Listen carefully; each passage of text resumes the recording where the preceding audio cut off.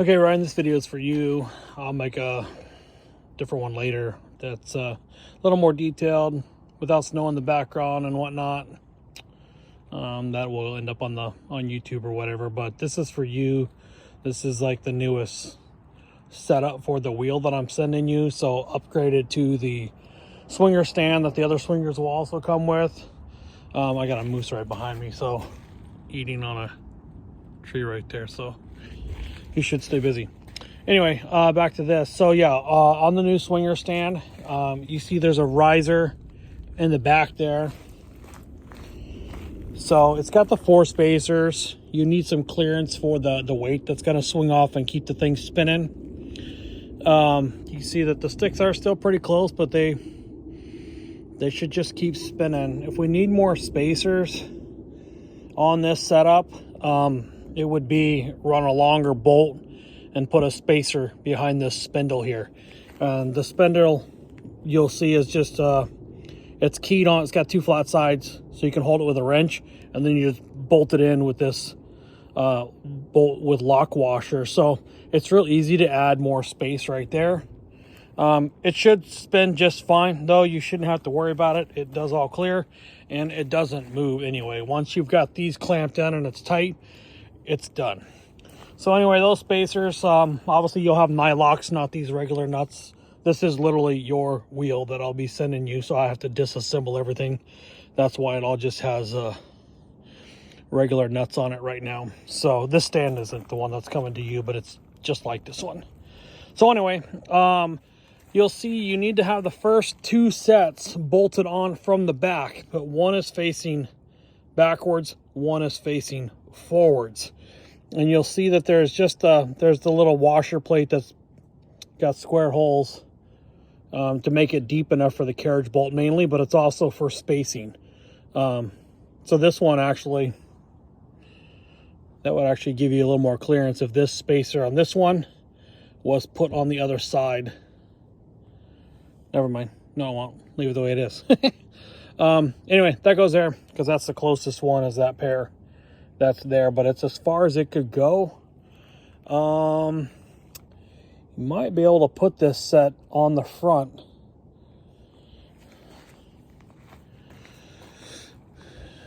Nope, you won't, because of clearance. Anyway, it has to stay like that. So anyway, the first 2 go for the back, one with the thumb screw on the back, one with a thumb screw on the front. That's the first 2 sets, and obviously they're just a pair across from each other. Then the last set is going to have an extra 1/4 inch thick spacer that needs to go, and it goes on the front. So the carriage bolts will come from the front, back, and the nuts will be on the back.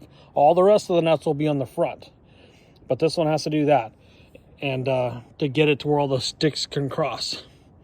And then the farthest stick forward, so the last set that goes on, is where this adapter that you'll put the 8-inch round slotted plate will go on this hook right here. And the head of the target will be here or whatever, so you'll leave that one a little lower or whatever. But anyway, that goes on there, or you can make this stick longer and do that. But anyway, the weight will go on there, and it'll come off whenever it goes down. So right now I just have the a piece of stick right there holding the other target. You will want to brace between the sticks on this pair, but obviously back farther, or you can just screw these together, which will help support everything and keep everything parallel. So you'll get a swinger kickstand piece that's kind of like this, that'll come with all the swingers and stuff. It's adjustable height. This just happened to be basically the perfect height. That's a 30-inch or a 36-inch stick. That's a 3-foot stick, and I have this set up right now with 5-foot sticks, so there's 30 inches on either side of the center. The hole in the front is so you can put a line on your sticks and center it in there. If you can see that, yeah, you can see that little hole right there, and the line in there. That's the center of the stick. So that allows you to get all the sticks all nice and parallel or centered on the brackets. You'll want to leave everything loose until you staple the first set of targets on, and make sure that your sticks are set up parallel from each other. So you staple a target on this side and then the opposing one, and get it parallel. Do that to all of them, get it where you want it, and then after that's done with the first set of targets, go back and tighten all the bolts, and then your wheel's set. So it doesn't matter when you pull targets off after that, it should be good to go. So anyway, the counterweight will go up there at like 1 o'clock or 11 o'clock if you're going to do it spin it the other direction, doesn't really matter. And then your kickstand with something like this will just go underneath there. This thing won't spin very long right now because everything is loose and whatnot, but kickstand just goes out, and it's just going to go like a swinger right now because it's off balance. Speaking of that, so if you want to make this thing spin the longest and the most smoothest and consistent without a surge, you'll want to add some ballast on the opposite side of that metal bracket. So you can add some sticks or whatever, some extra sticks behind here, behind the target on the other side, to balance it out.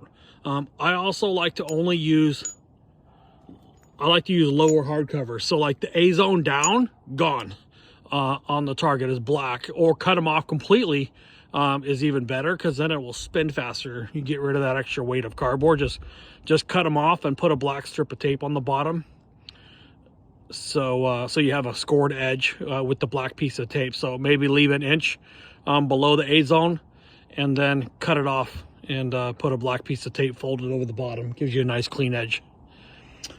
Anyway, that's the Wheel of Misfortune setup, and trying to get all this stuff boxed out so I can get it shipped to you.